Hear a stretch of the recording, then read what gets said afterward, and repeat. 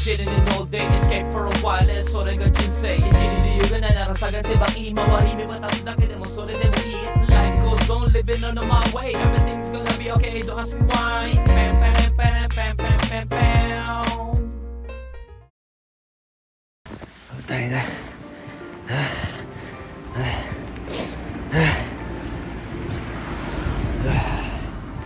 Ang lamig. Siguro may butas na naman to. Ang lamig.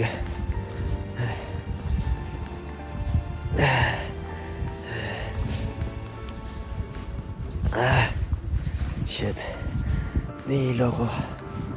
Nasakit ang tiyan ko. Parang hinihila yung sikmura ako, puta.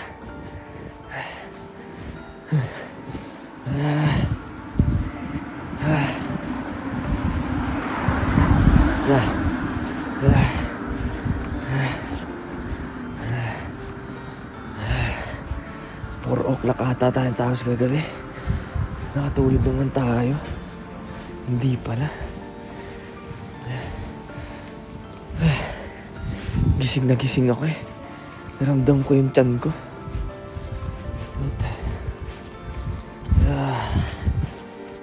Mga kagod. At dito na tayo sa ospital. Muling tahay ko medyo wala yung hilo natin pero nahihilo pa rin tayo. So ngayon CT scan daw tayo. Waiting tayo sa result.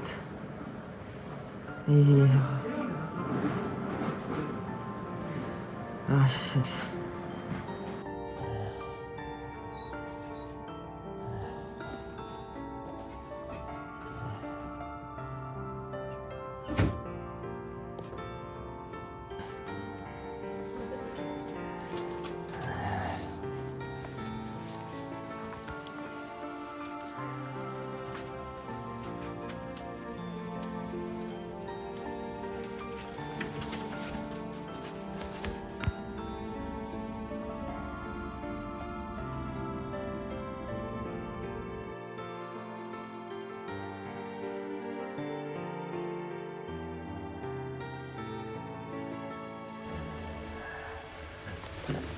Para tayong patay.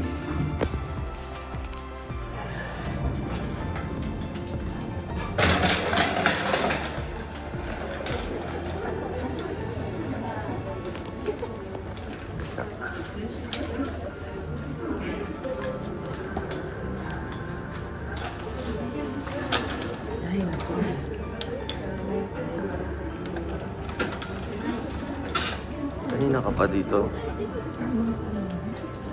30 minutes. Mudra.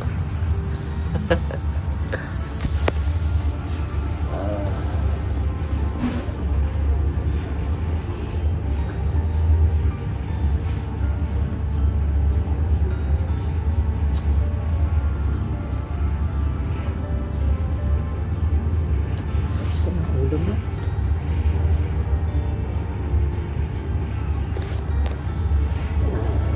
Gugutom na ako eh. Kasi hindi mo pwede.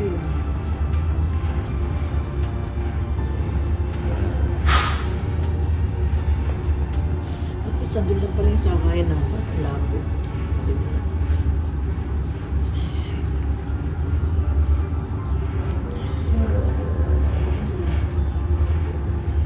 Sabi pa ng ate mo, nag-aano si Nori sa Roppongi. Sabi ko, ay, ba't anong gagawin? Ano? Nung ano, nag-message ka rin sa ate mo yung sa Roppongi. Wala, may trabaho ko nun.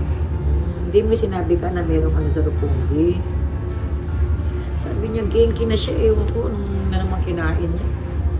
Inano niya sa akin, yung Roppongi. Sabi ko, kakagaling ko lang. Ano ba yun? Bakit ano ba nakain mo? Hindi ko naman alam eh. Pero yung huling kain ko, kamote. Nung lunch break nung gabi, kumain akong kamote. Hindi ba bawal sa'yo yun? Parang pinagbawal sa akin eh. Pero, kain ako ng kain. Hindi bumabalik yung dugo ko. Ngayon, nag-research ako. Ang sabi pala doon, pag nawalan nga ng dugo ganyan, kumbaga, Kailangan ko nakamasa ko. oo, Ba't hindi ko pinagas? pwede naman daw ako dito. Nag-check lang yun kung nandun ako sa gas.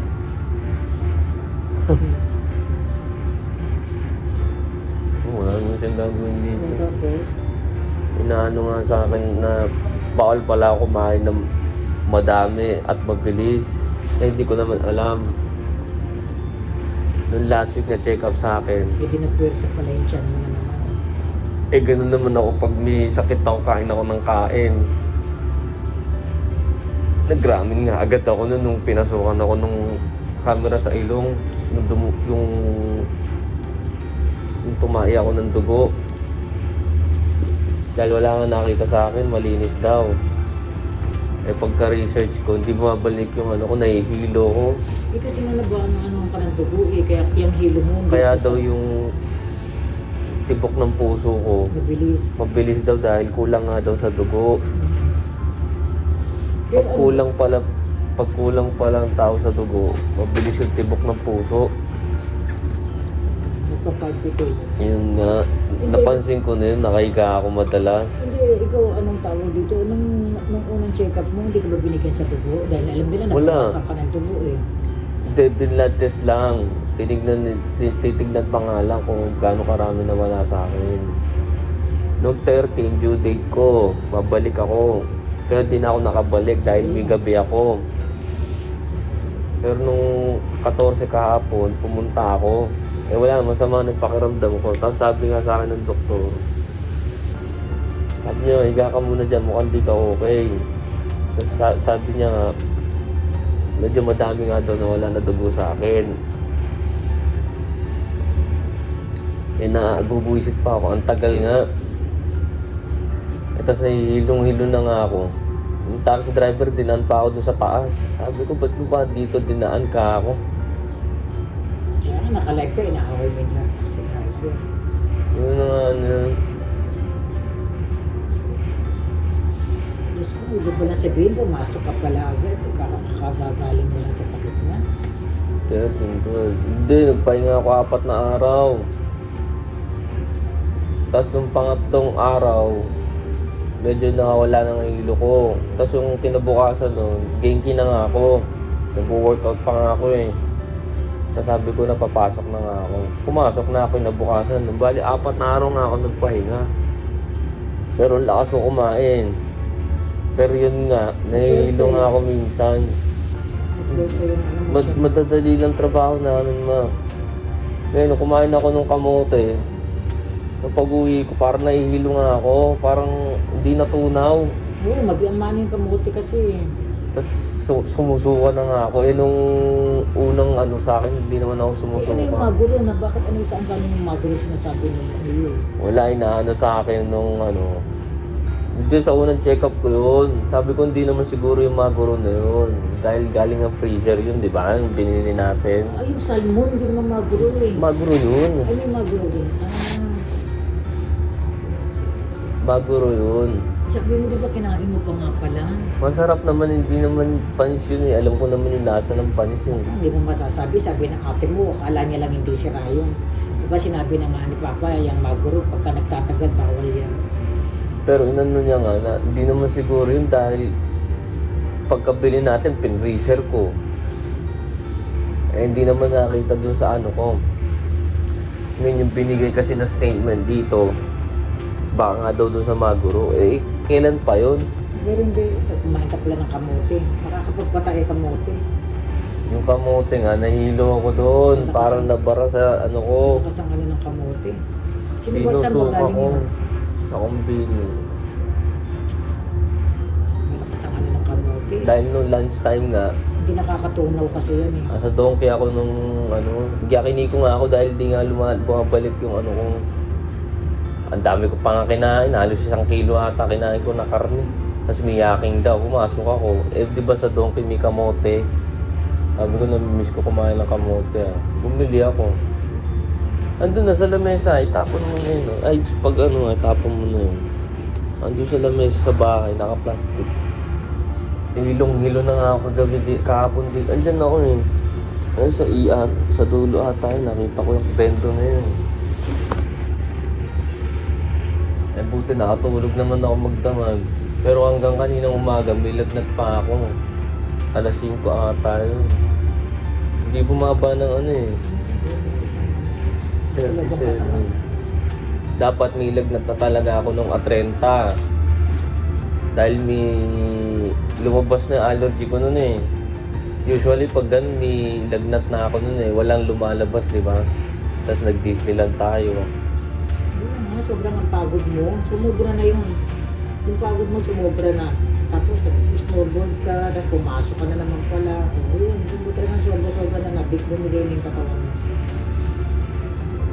Yun din yung naano ng atin mo. Naabuso ng katawan mo. Hindi ka na naman bata. Eh. Hindi ba na yung resistensya mo noon? Nagutom na ako eh. Hindi mo magagawa, naka-dextrose ka, hindi ka pwede ka lang. Kahit na nagawa, wala kang pwede ka lang. Tubig lang. Bait nga nung bus na nasakyan ko. Yun lang din sasakyan. Kulay dilaw yun. Eh, hindi ko napansin ang color. Basta nakahinto siya doon, buti na paalis na. Sabi ko, masing dumi. Pinakita ko, pwede mo sabi niya, dito ka na. Ayun din daw sasakyan mo eh. Pabalik yun din daw. Akala ko sa Red Cross ako dadalhin. Dahil may record na ako dun eh. Hindi nakatawag ka pa ng taxi nung papunta sa ano. Hindi sila nang nagtawag doon. Sabi ko ba't Hindi, taxi? galing sa bahay. Taway na siya siya. Mauna na si Mudra.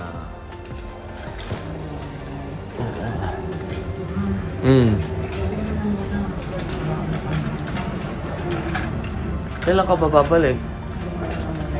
Basta may kailangan ka sabihin mo ba? Eh baka Lunes umuwi na ako. Oo, dito ka na. Ano? Andito ko ng ano, Sabado. Kaya Kasi wala naman siyang ano. Pasok na. Kasi ba't ang bako dito, bibigay ko ito.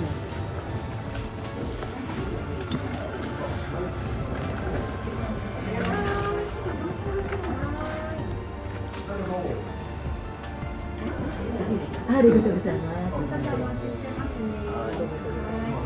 Arigato. Arigato. Hindi na magamit na. Arigato. Bye-bye.